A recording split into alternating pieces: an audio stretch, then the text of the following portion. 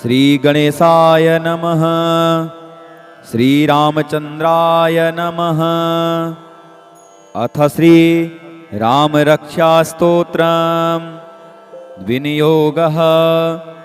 ओम अस्य श्री रामरक्षास्तोत्रमन्त्रस्य बुधकौशिकऋषिः श्री सीतारामचन्द्रो देवता अनुष्टुप् छन्दः सीताशक्तिः श्रीमद् हनुमानकीलकं श्रीरामचन्द्र प्रीत्यर्थे रामरक्षास्तोत्र पाठे विनियोगः।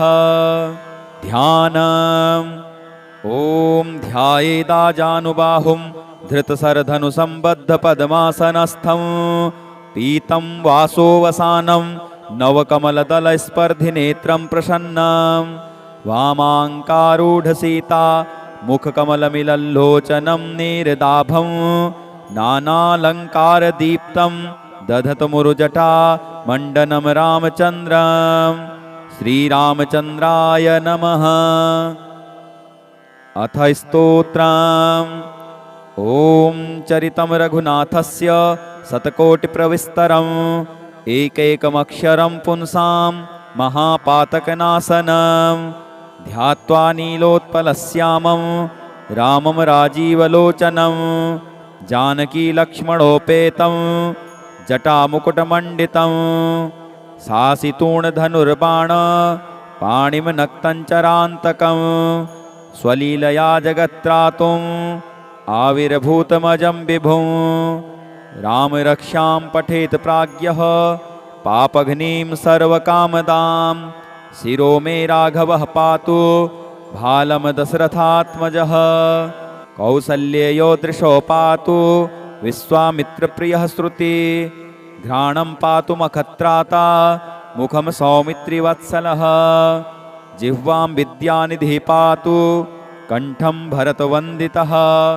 स्कन्धौ दिव्यायुधः पातु भुजौ भग्नेशकारमुकः करौ सीतापतिः पातु हृदयं जामदग्न्यजेत् मध्यं पातु खरध्वंसी नाभिं जाम्बुवदाश्रयः सुग्रीवेशः कटी पातु शक्तिनी हनुमत्प्रभुः ऊरू रघुत्तमः पातु रक्षः कुलविनाशकृत् जानुनी सेतुकृत पातु जङ्घे दशमुखान्तकः पादौ विभीषणः श्रीदः पातु रामोऽखिलं वपुः एतां रामबलोपेतां रक्षां यः सुकृति पठेत् सचिरायुः सुखी पुत्री विजयी विनयी भवेत् पातालभूतलभ्योम चारिणश्छद्मचारिणः न दृष्टुमपि शक्तास्ते रक्षितं रामनामभिः रामेति रामभद्रेति रामचन्द्रेति वा स्मरन् नरो न लिप्यते पापैः भुक्तिं मुक्तिं च विन्दति जगज्जैत्रेकमन्त्रेण रामनाम्नाभिरक्षितं यः कण्ठे धारयेत्तस्य करस्थाः सर्वसिद्धयः वज्रपञ्जरनामेदं यो रामकवचं स्मरेत् अव्याहताज्ञः सर्वत्र लभते जयमङ्गलम् आदिष्टवान् यथा स्वप्ने राम रक्षामि मां हरः तथा लिखितवान् प्रातः प्रबुद्धो बुधकौशिकः आरामः कल्पवृक्षाणां विरामः सकलापदाम् अभिरामस्त्रिलोकानां रामः श्रीमान् सनः प्रभुः तरुणौ रूपसम्पन्नौ सुकुमारौ महाबलौ पुण्डरीकविशालाक्षौ चीरकृष्णाजिनाम्बरौ फलमूलासिनौ दान्तौ तापसौ ब्रह्मचारिणौ पुत्रौ दशरथस्येतौ भ्रातरौ रामलक्ष्मणौ शरण्यौ सर्वसत्त्वानां श्रेष्ठौ सर्वधनुस्मतां रक्ष्यः कुलनिहन्तारौ त्रायेतां नो रघूत्तमौ आत्तसज्जधनुषा विसुस्पृशा वक्षया सुगनिसङ्गसङ्गिनौ रक्षणाय मम रामलक्ष्मणा वग्रतः पथि सदैव गच्छताम् सन्नद्धः कवची खड्गी चापबाणधरो युवा गच्छन् मनोरथानस्माकं रामः पातु स लक्ष्मणः रामो दासरथिः शूरो लक्ष्मणानुचरो बली काकुत्स्थः पुरुषः पूर्णः कौसल्येयो रघुत्तमः वेदान्तवेद्यो यज्ञेशः पुराणपुरुषोत्तमः जानकीवल्लभः श्रीमान् अप्रमेयपराक्रमः इत्येतानि जपन्नित्यं मद्भक्तः श्रद्धयान्वितः अश्वमेधाधिकं पुण्यं सम्प्राप्नोति न संशयः रामं दूर्वादलश्यामं पद्माक्षं पीतवाससं स्तुवन्ति नामभिर्दिव्यैः न ते संसारिणो नराः रामं लक्ष्मणपूर्वजं रघुवरं सीतापतिं सुन्दरं काकुत्स्थं करुणार्णवं गुणनिधिं विप्रप्रियं धार्मिकं राजेन्द्रं सत्यसन्धं दशरथतनयं श्यामलं शान्तमूर्तिं वन्दे लोकाभिरामं रघुकुलतिलकं राघवं रावणारें रामाय रामभद्राय रामचन्द्राय वेधसे रघुनाथाय नाथाय सीतायाः पतये नमः श्रीराम राम रघुनन्दन राम राम श्रीराम राम भरताग्रज राम राम श्रीराम राम रणकर्कश राम राम श्रीराम राम शरणं भव राम राम श्रीरामचन्द्र चरणौ मनसा स्मरामि श्रीरामचन्द्र चरणौ वचसा गृह्णामि श्रीरामचन्द्र चरणौ शिरसा नमामि श्रीरामचन्द्र चरणौ शरणं प्रपद्ये माता रामो मत्पिता रामचन्द्रः स्वामी रामो मत्सखा रामचन्द्रः सर्वस्वं मे रामचन्द्रो दयालुर्नान्यं जाने नैव जाने न जाने दक्षिणे लक्ष्मणो यस्य वामे तु जनकात्मजा पुरतो मारुतिर्यस्य तं वन्दे रघुनन्दनं लोकाभिरामं रणरङ्गधीरं राजीवनेत्रं रघुवंशनाथं कारुण्यरूपं करुणाकरन्तं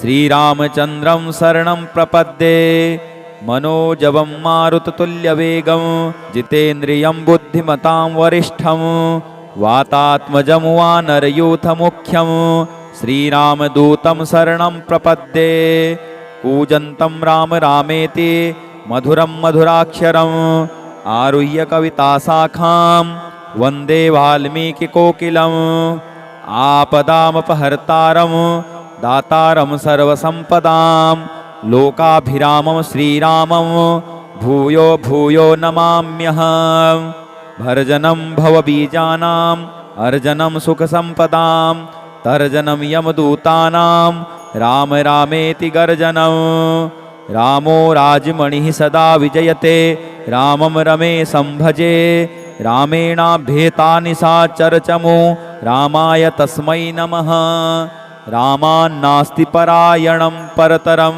रामस्य दासोऽस्म्यहं रामे चित्तलयः सदा भवतु मे भो राम माम् उद्धर राम रामेति रामेति रमे रामे मनोरमे सहस्रनाम तत्तुल्यं राम नाम वरानने श्रीराम नाम वरानने ॐ चरितं रघुनाथस्य शतकोटिप्रविस्तरम् एकैकमक्षरं पुंसां महापातकनाशनं ध्यात्वा नीलोत्पलश्यामं रामं राजीवलोचनं जानकीलक्ष्मणोपेतं जटामुकुटमण्डितं सासितूणधनुर्बाण पाणिं नक्तञ्चरान्तकं स्वलीलया जगत्त्रातुम् आविर्भूतमजं विभुं रामरक्षां पठेत् प्राज्ञः पापघ्नीं सर्वकामदां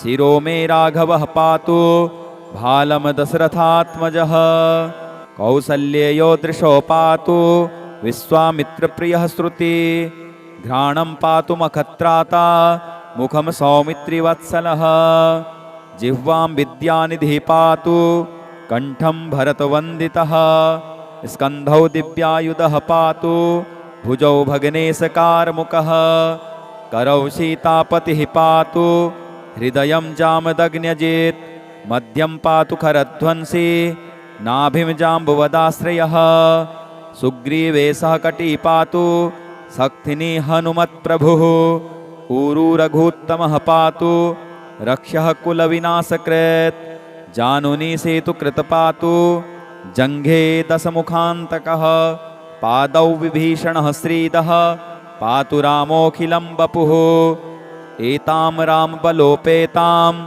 रक्षां यः सुकृति पठेत् सचिरायुः सुखी पुत्री विजयी विनयी भवेत् पातालभूतलभ्योम चारिणश्छद्मचारिणः न द्रष्टुमपि शक्तास्ते रक्षितं रामनामभिः रामेति रामभद्रेति रामचन्द्रेति वा स्मरन् नरो न लिप्यते पापैः भुक्तिं मुक्तिं च विन्दति जगज्जैत्रेकमन्त्रेण रामनाम्नाभिरक्षितं यः कण्ठे धारयेत्तस्य करस्थाः सर्वसिद्धयः वज्रपञ्जरनामेदं यो रामकवचं स्मरेत् अव्याहताज्ञः सर्वत्र लभते जयमङ्गलम् आदिष्टवान् यथा स्वप्ने राम रक्ष्यामि मां हरः तथा लिखितवान् प्रातः प्रबुद्धो बुधकौशिकः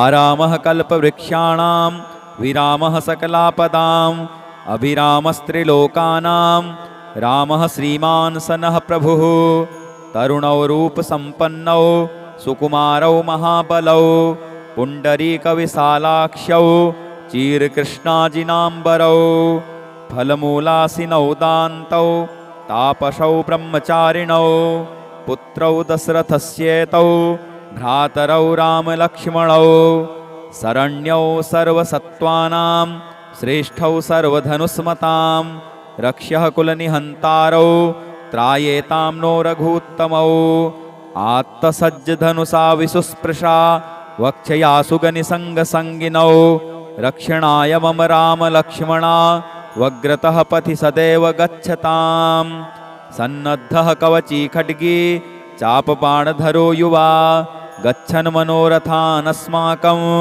रामः पातु स लक्ष्मणः रामो दासरथिः सूरो लक्ष्मणानुचरो बली काकुत्स्थः पुरुषः पूर्णः कौसल्येयो रघूत्तमः वेदान्तवेद्यो यज्ञेशः पुराणपुरुषोत्तमः जानकीवल्लभः श्रीमान् अप्रमेयपराक्रमः इत्येतानि जपन्नित्यं मद्भक्तः श्रद्धयान्वितः अश्वमेधाधिकं पुण्यं सम्प्राप्नोति न संशयः रामं दूर्वादलश्यामं पद्माक्षं पीतवाससं स्तुवन्ति नामभिर्दिव्यैः न ते संसारिणो नराः रामं लक्ष्मणपूर्वजं रघुवरं सीतापतिं सुन्दरं काकुत्स्थं करुणार्णवं गुणनिधिं विप्रप्रियं धार्मिकं राजेन्द्रं सत्यसन्धं दशरथतनयं श्यामलं शान्तमूर्तिं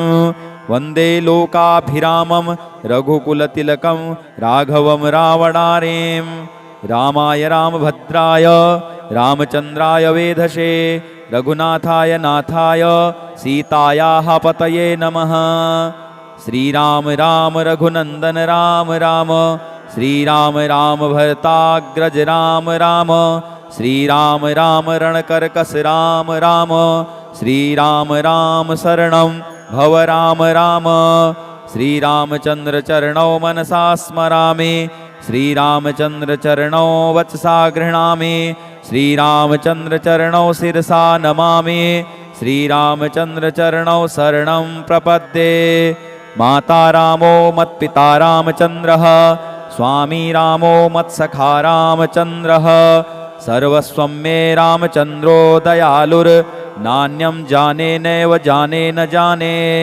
दक्षिणे लक्ष्मणो यस्य वामे तु जनकात्मजा पुरतो मारुतिर्यस्य तं वन्दे रघुनन्दनं लोकाभिरामं रणरङ्गधीरं राजीवनेत्रं रघुवंशनाथं कारुण्यरूपं करुणाकरन्तं श्रीरामचन्द्रं शरणं प्रपद्ये मनोजवं मारुततुल्यवेगं जितेन्द्रियं बुद्धिमतां वरिष्ठं वातात्मजं वानरयूथमुख्यं श्रीरामदूतं शरणं प्रपद्ये।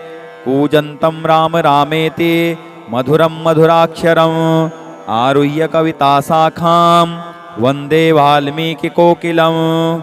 आपदामपहर्तारं दातारं सर्वसम्पदां लोकाभिरामं श्रीरामं भूयो भूयो नमाम्यहम्।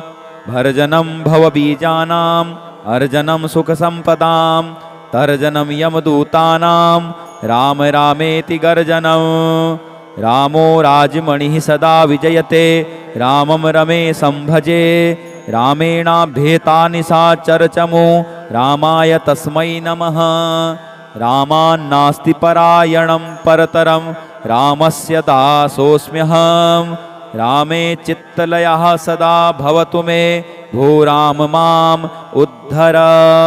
राम रामेति रामेति रमे रामे मनोरमे सहस्रनाम तत्तुल्यं राम नाम वरानने। श्रीराम नाम वरानने। ॐ चरितं रघुनाथस्य शतकोटिप्रविस्तरम् एकैकमक्षरं पुंसां महापातकनाशनं। ध्यात्वा नीलोत्पलश्यामं रामं राजीवलोचनं। जानकीलक्ष्मणोपेतं जटामुकुटमण्डितं। सासितूणधनुर्बाण पाणिं नक्तञ्चरान्तकं। स्वलीलया जगत्त्रातुम् आविर्भूतमजं विभुं। रामरक्षां पठेत् प्राज्ञः पापघ्नीं सर्वकामदां। शिरो मे राघवः पातु भालं दशरथात्मजः। कौसल्येयो दृशो पातु विश्वामित्रप्रियः श्रुति। घ्राणं पातु मखत्राता मुखं सौमित्रिवत्सलः।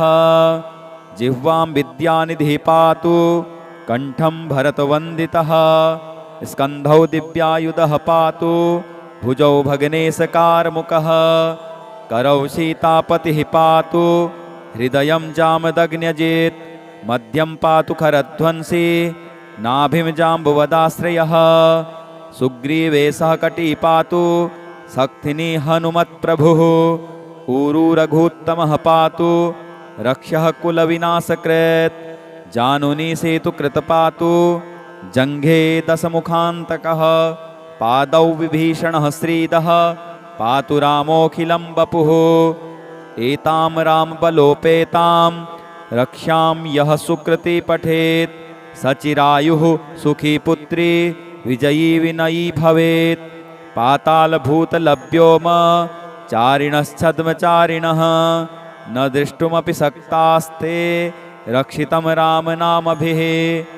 रामेति रामभद्रेति रामचन्द्रेति वा स्मरन् नरो न लिप्यते पापैः भुक्तिं मुक्तिं च विन्दति।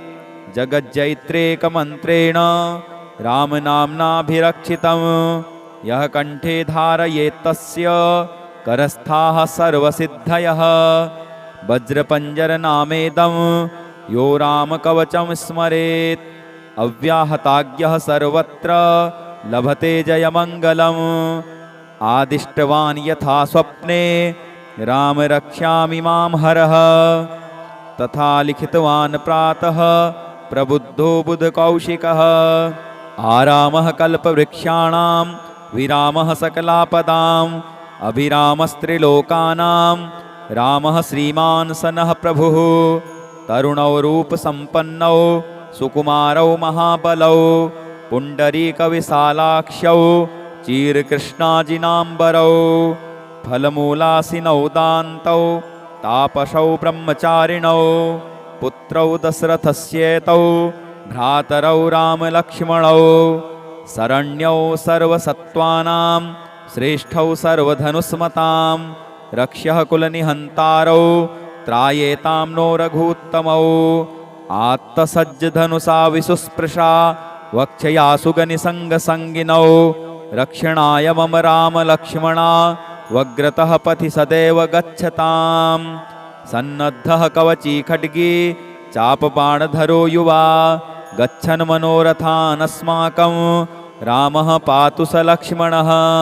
रामो दासरथिः सूरो लक्ष्मणानुचरो बली काकुत्स्थः पुरुषः पूर्णः कौसल्येयो रघूत्तमः वेदान्तवेद्यो यज्ञेशः पुराणपुरुषोत्तमः जानकीवल्लभः श्रीमान् अप्रमेयपराक्रमः इत्येतानि जपन्नित्यं मद्भक्तः श्रद्धयान्वितः अश्वमेधाधिकं पुण्यं सम्प्राप्नोति न संशयः रामं दूर्वादलश्यामं पद्माक्षं पीतवाससं स्तुवन्ति नामभिर्दिव्यैः न ते संसारिणो नराः रामं लक्ष्मणपूर्वजं रघुवरं सीतापतिं सुन्दरं काकुत्स्थं करुणार्णवं गुणनिधिं विप्रप्रियं धार्मिकं राजेन्द्रं सत्यसन्धं दशरथतनयं श्यामलं शान्तमूर्तिं वन्दे लोकाभिरामं रघुकुलतिलकं राघवं रावणारें रामाय रामभद्राय रामचन्द्राय वेधसे रघुनाथाय नाथाय सीतायाः पतये नमः श्रीराम राम रघुनन्दन राम राम श्रीराम राम भरताग्रज राम राम श्रीराम राम रणकर्कश राम राम श्रीराम राम शरणं भव राम राम श्रीरामचन्द्र चरणौ मनसा स्मरामि श्रीरामचन्द्र चरणौ वचसा गृह्णामि श्रीरामचन्द्र चरणौ शिरसा नमामि श्रीरामचन्द्र चरणौ शरणं प्रपद्ये माता रामो मत्पिता रामचन्द्रः स्वामी रामो मत्सखा रामचन्द्रः सर्वस्वं मे रामचन्द्रो दयालुर्नान्यं जाने नैव जाने न जाने दक्षिणे लक्ष्मणो यस्य वामे तु जनकात्मजा पुरतो मारुतिर्यस्य तं वन्दे रघुनन्दनं लोकाभिरामं रणरङ्गधीरं राजीवनेत्रं रघुवंशनाथं कारुण्यरूपं करुणाकरन्तं श्रीरामचन्द्रं शरणं प्रपद्ये मनोजवं मारुततुल्यवेगं जितेन्द्रियं बुद्धिमतां वरिष्ठं वातात्मजं वानरयूथमुख्यं श्रीरामदूतं शरणं प्रपद्ये कूजन्तं राम रामेति मधुरं मधुराक्षरम् आरुह्य कविताशाखां वन्दे वाल्मीकिकोकिलम् आपदामपहर्तारं दातारं सर्वसम्पदां लोकाभिरामं श्रीरामं भूयो भूयो नमाम्यहं भर्जनं भवबीजानाम् अर्जनं सुखसम्पदां